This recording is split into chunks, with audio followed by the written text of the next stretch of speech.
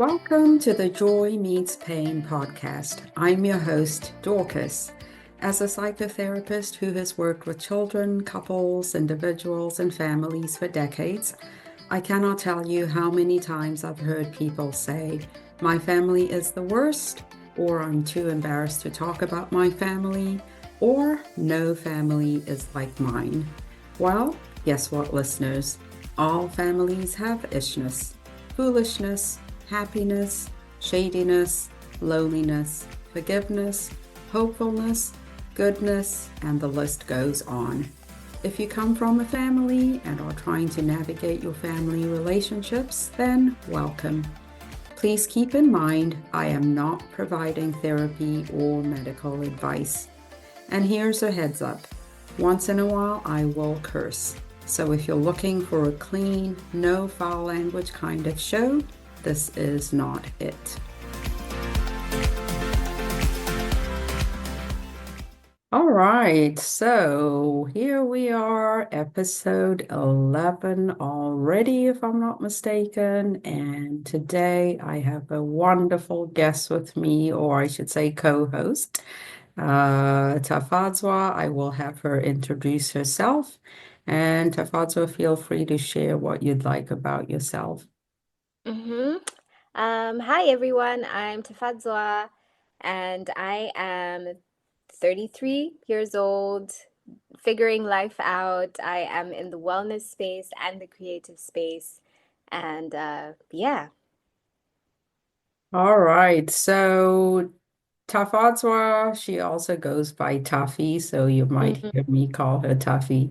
But yeah, I mean, she expressed an interest in family stories, life, right? And so we've been chit-chatting, and we thought this would be a great episode for us to do together, which is all about unraveling family secrets. Okay, so first and foremost, I think it's probably helpful to explain what family secrets are. Obviously, families have differences primarily depending on culture, ethnicity, race, where in the world you grew up. And so, what one family may consider a secret, another might not. Right. So yeah, what do we mean when we talk about secrets?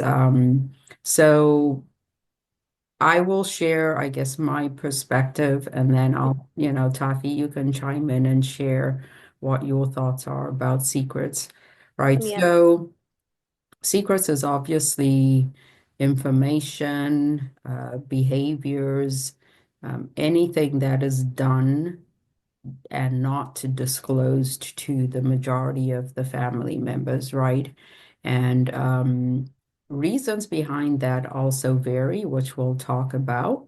But for the most part, I have found that families will tend to have secrets if they are trying to hold back information, either it was something not honorable to the family, or it's something that will bring shame or embarrassment to the family, or it's also done to protect a particular family member, right? Sometimes it is to do with wealth, and so some family members may not want to make it known that this side of the family has access to this wealth or this property and so on. So it can get quite complicated, especially when we talk about the reasons why and the impact it has on families.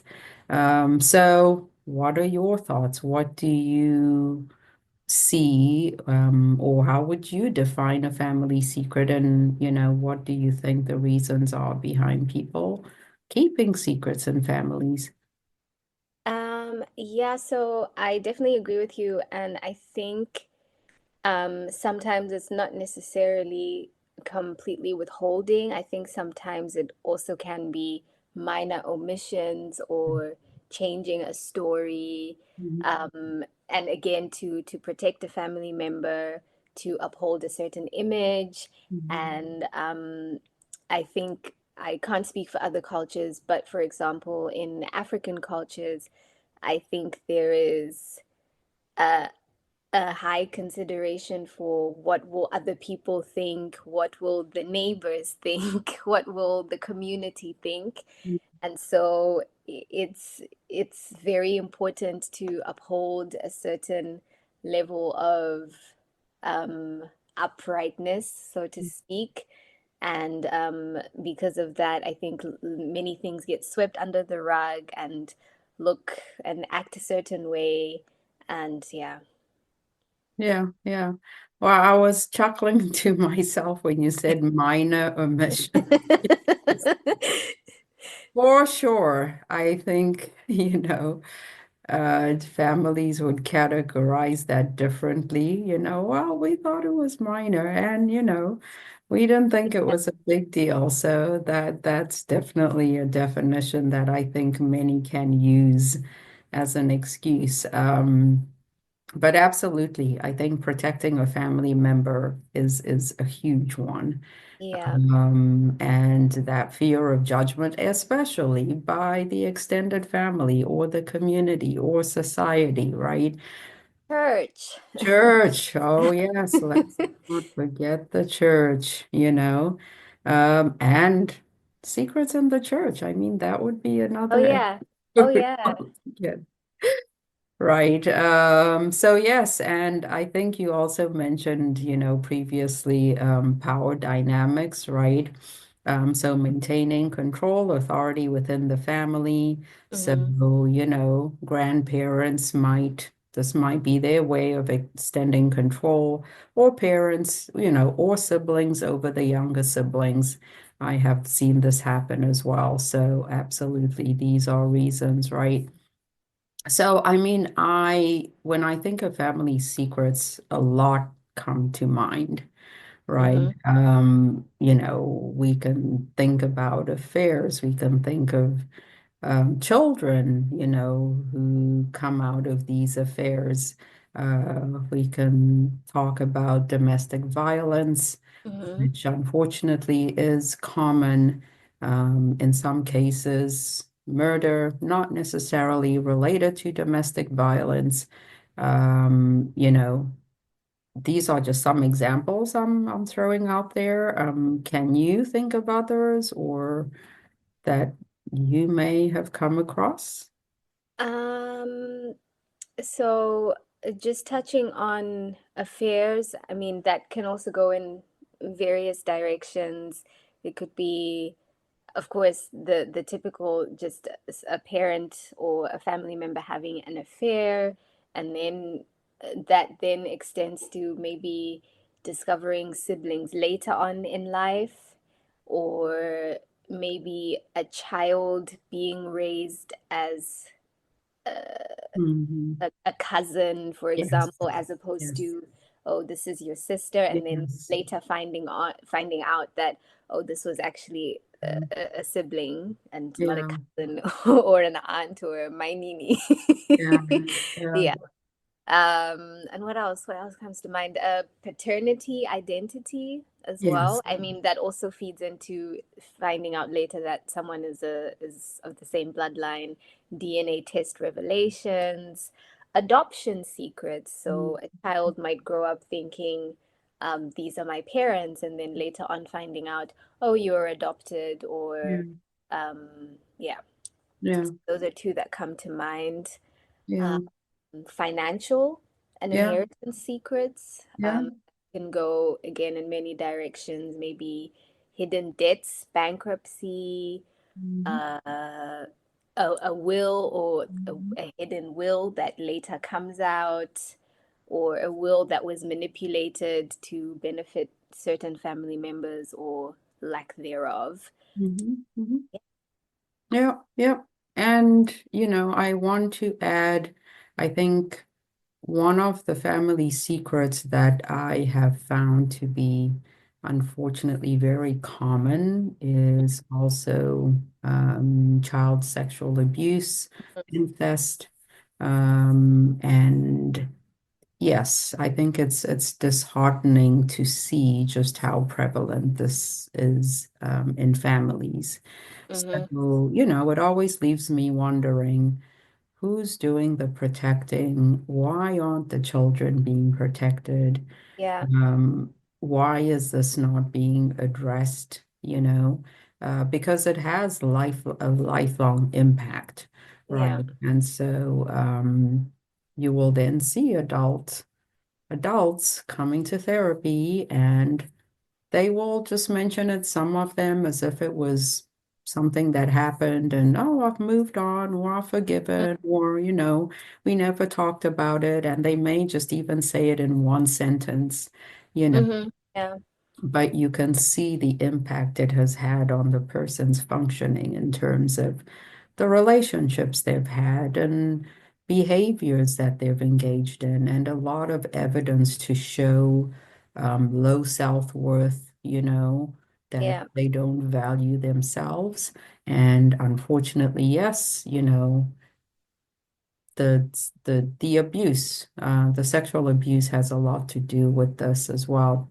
mm-hmm. So yeah, so I mean, I think let's try and touch on some of these secrets and see um, how far we get. If we Yeah. don't jump into all of them, we can for sure have a part two of this episode to talk about, you know, what are we doing? What are we doing in our families? And how can we try to address some of these secrets and the impacts they have? Right. Mm-hmm. So I guess I am curious, when you think about the people you're surrounded by, the experiences you've had, things you've read, you know, what do you think contributes to an individual who has not contributed to the secret, but is aware of it? What contributes to their hesitation, reluctance to open up about the secret, right? They're just a Yeah. family member and they happen to know that the secret exists in their family. What do you think contributes to them being reluctant to open up about it?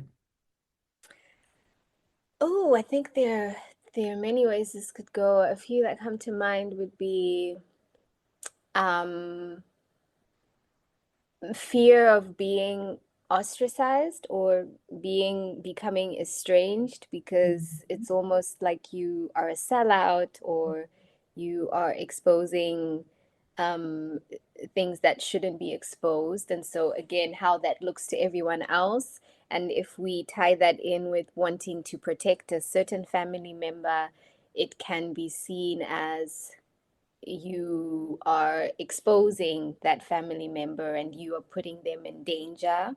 Yeah. Another reason that someone might not, despite knowing a secret, might be um,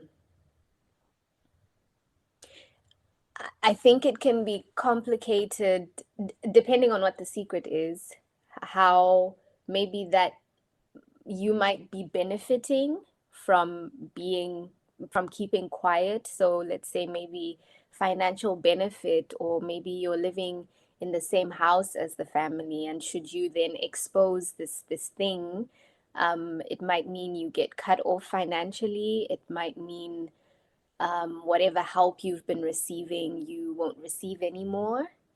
And Yes. I think, yeah, and then also sometimes, depending on what the secret is, it might actually put someone in danger. It might Yes. put innocent family members in danger should that be exposed to external judgments or opinions and etc. So I think Yeah. that there are various reasons why someone might know that this is not okay, but if they're the only one who is aware or is acknowledging that this is something that's not okay, it's also about looking at, okay, what are the consequences and the risks of speaking out about it. And again, in an African culture context, there are hierarchies, and Hmm. so it's not always, in fact, it's not easy to Yes. especially older family members, because there's Yes. the aspect of respect. And when we look at the matriarchy and the patriarchy, your mom and your dad, there are certain things, particularly, let's say, with your parents, that you shouldn't challenge them. It's a form Yes. of disrespect, and that can cause problems later, and now might create another issue. And now you have family interventions because akandituka Mm. over and so forth, Yes. and Yes. Yes. he confronted me. So I think, yeah, I think it there's a lot that comes Yes. with ha- trying to find that courage to speak out about things Yeah. and the consequences that Yeah. Yeah. that. Yeah. Yeah, and just for non-Zimbabwean speaking audience, I'll translate the phrases you use. Akandituka means, they or that person yelled at me, Akandirova means that person, hit me. But yeah, I mean, absolutely. I think all the reasons you've given are precisely why a person might be afraid to speak up, right? Some of what I have witnessed is um, financial gain, which unfortunately is sort of used to manipulate maintaining the secret, right? I will pay your tuition, or I will buy you a home, or I will give you, money to live off, you know, the secret doesn't go anywhere. So there's an expectation that you are gaining or reaping the benefits of the money by not telling the secret. Mhm. So yes, for some people who are dependent on their families financially, then that can be a major loss, is if I tell, especially let's say if dad or grandfather is the one who was doing the sexual abuse. Um, or incest, as we'll call it what it is, then, if I report this person, I lose access to this, right? And part of it is also being cutting out of the family system, and when we talk specifically about sexual abuse, what we notice is because it happens in childhood, by the time a person becomes an adult, and for one, they share with the parents, usually the mom. They Mm, then find out, well, mom did nothing because she was also sexually abused, yeah. And I wondered why mom did not believe me, but now I understand because she was also sexually abused, right? So when we talk about these intergenerational patterns of keeping secrets and maintaining secrets, I think sexual abuse to me definitely stands out as one that has long-term effects Hmm. on individuals' functioning and on family systems, right? So some other reasons I think I have seen or also just, thought to myself are if the person who did the abusing is now an adult as well, and the secret is revealed, and now they have children, right? Yeah. So the children are also now going to question dad or wonder, well, what kind of a father do we have who could have done this, right? And right, so there's so many layers, Yeah. there's so many layers, and it's just I'm always trying to see what can we do to minimize the impact or to start breaking down some of these intergenerational patterns, right? What is it that we can do? Is there a way to empower, especially young girls, to speak up or mothers to speak up? And unfortunately, also when we talk about mothers, in some cases that I have seen, a mother will turn their cheek if a child is being paid by the abuser, right? If the mom is a single parent Mm-hmm. and they are struggling to support their family, and Uncle Bob next door, takes advantage of the child and gives the child some money, and mom is aware of this, right? Mm, She's in a difficult position of, well, we need the money, right? And so, unfortunately, this is also a scenario that I have seen as well. yeah. And yeah, so it breaks my heart, to Yeah. see things like this going on, but I'm always trying to figure out what can we do, right? Yeah. And I think another reason or another common reason is I guess wanting to uphold, for example, you know, let's keep it together for the kids. Let's keep it together for the family unit because should that secret be revealed, um, obviously it can lead to a family unit completely falling apart. And I think, especially women, unfortunately, have been sold the idea of, you know, the white picket fence, and I want to. It's an achievement to be married. It's an achievement to sustain or maintain a long-term relationship. It's an achievement to have both parents in the home. And so you find that oftentimes women will look, will turn the other cheek or will sweep things under the Mhm. rug because I'm staying for the kids and I can't let my marriage break down or fall apart because Mhm. this is what you're supposed to do. And should I then break out on my own again, feeding into the financial benefit? How will I look after these kids by myself? Mhm. And I also think sometimes while that becomes an excuse for staying for the kids, I think it's also just humans not having dreams and aspirations in terms of relationships. So maybe in your head you think, oh, I'm staying for the kids because I won't be able to do this by myself. But maybe you have always desired a relationship and a marriage, and you've always imagined it to look a certain way. So you can't imagine that something that you've been able to for however long have is now disintegrating.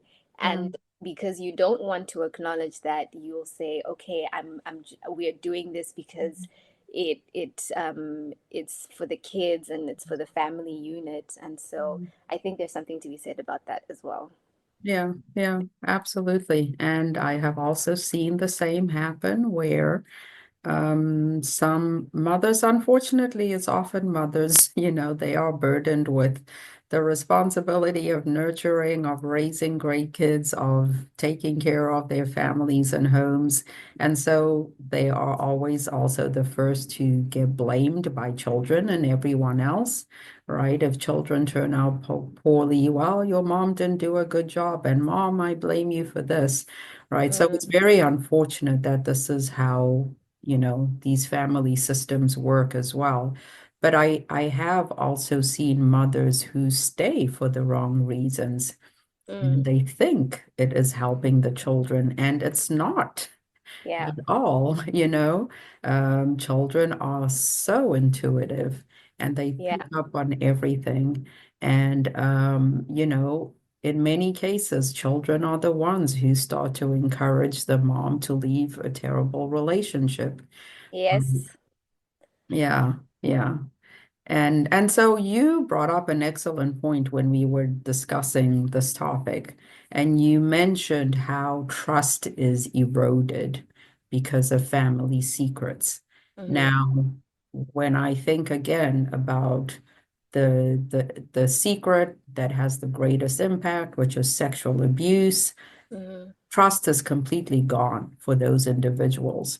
They live Yeah. a life of fear, of not trusting anyone, you know, and this becomes their narrative throughout life, of just having difficult relationships, toxic relationships, So I think the point we are highlighting is there is healing that can come out of processing a secret or opening up about a secret, Mm-hmm. right? But an individual also has to pay attention to what will be the consequences if I speak up about this secret, right? So, I mean, we're sort of obviously going to start wrapping up, because we can talk about this for hours and hours, All but day. right. And I mean, I absolutely for sure will have a separate episode on incest and child abuse. Mm-hmm. It's necessary, and so that's going to be a separate episode. But I think just in terms of family secrets and what we are wanting to encourage listeners to do, when you think about yourself and your own family system, like what would you encourage a listener to do who comes from a family of some known secrets? They have struggled through life because of this secret. What are your thoughts about how maybe they can tackle this? Um, yeah, I mean, it's not easy, but I think if there is someone within the family that can be trusted, Mhm, because mhm, I also don't think that it's necessarily healthy to be a container for all these things, mhm, carry mhm. them around. So I think it's important to find maybe, someone or one or two people you can sit down and you can have a conversation with and say, this is what's going on, and yeah, just having an open conversation or some just sharing the burden, I suppose. Yeah, But um it's really tough, yeah, if I'm being honest, because like we've already discussed, I mean, it depends on what the consequences are. yeah, And sometimes exposing one person means exposing victims yeah, that maybe aren't necessarily ready to have everyone look at them in a different way or a certain way, and maybe they are still on their personal journey as to how they are going to process that. So in situations like that, it is really tough to say, okay, let's put it out there. But mhm, the thing that comes to mind is, yeah, finding at least one family member that can be discussed with in confidence, yeah, and therapy, because that's always a guaranteed safe space mhm, where you know that whatever is discussed in the room is not going to leave the room. mhm. And at least for that person or for your own well-being and mental health, it's important to find somewhere to put that Yeah, and not to carry it with you every single day, because yeah, yeah, yeah. yeah, yeah, And I don't yeah, know what you would recommend, or what your thoughts yeah, are on that. yeah. Yeah, no, excellent, excellent suggestions. And I mean, two thoughts come to mind, and I think I unfortunately will probably leave on this heavy tone, but as you were speaking, I had these thoughts, right? Because we are trying to encourage our listeners to figure out how have they been impacted by a family secret, and what do they need in order for their healing to take place, right? So when I think about the young African girls who are being infected with HIV by older men who will give them money because they come from homes where there's no money, right? Mm-hmm. Or, they just don't know what healthy love looks like. And so for Yeah, them, it feels like, well, someone's paying attention to me, right? So in situations like that, I think speaking up is critical, right? When I think of cases where young girls and also young boys have been molested by church preachers, pastors, priests, and these preachers, pastors, priests are still running churches, right? So I always think about, are other children being harmed as well? And yeah, so if nobody has the courage to speak up, then this is continuing, right? And everyone idealizes a church character, yeah, right? They are infallible. They are, just as close to godness as it can come. And so, mm, unfortunately, speaking up in these environments is very much discouraged. And we can also imagine the consequences of doing that. But my worry is always for the innocent children who continue to be abused as well.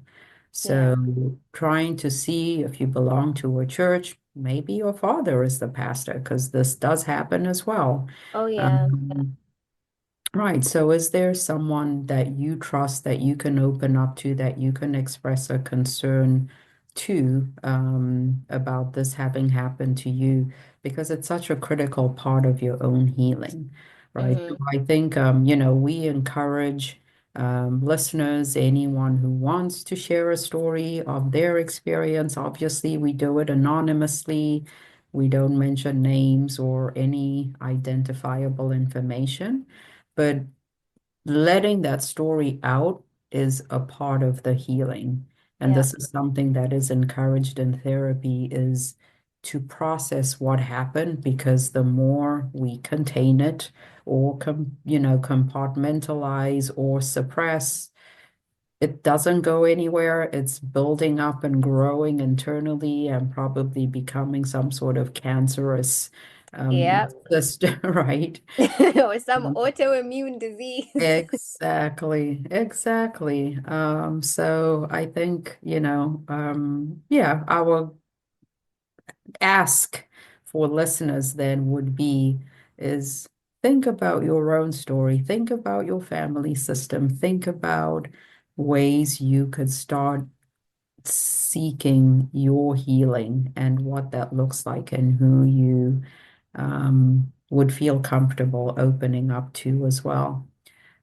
So yeah, I mean, this was our brief chat about, family secrets. I think, what we will do is maybe break it down into the different secrets, or obviously, I think talking about affairs is a separate episode, so that's something else that we can discuss. But any final closing thoughts from you, Taffy? Um, as you were speaking, I was in terms of other like ways to start the healing process. Um, I think a thing that came to mind for me as well would be if perhaps if someone isn't ready to share with another person, I think there are methods such as journaling where you can put it down on paper because metaphorically you are taking it Yeah, out of yourself and you're putting it somewhere else yeah, where you can either, mm, depending on whether you have a safe space to yeah, store that journal or that book or whatever, you mm, can put it in a drawer somewhere, or you can burn the papers. yeah, Also, a metaphor for just releasing it from yourself, mm, and you might have to do it a few times in mm, order to just take it out of your body. mm, And so that's something that came to mind for people that feel like maybe sharing with someone else might at the moment be a big step. Mm, I think mindfulness practices yeah. such as journaling or meditation. Um, there are guided meditations, for example, where you visualize Mhm. yourself Mhm. cutting the cord or separating yourself from the thing. So those are just two things that I thought I would Yeah. mention.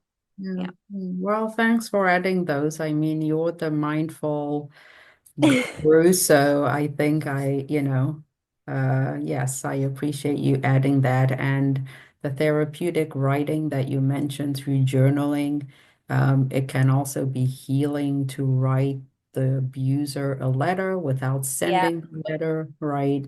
Is also a way of getting it out as well. But yeah, I mean, great chatting with you. And Yeah, this has been great. Thank you for having me.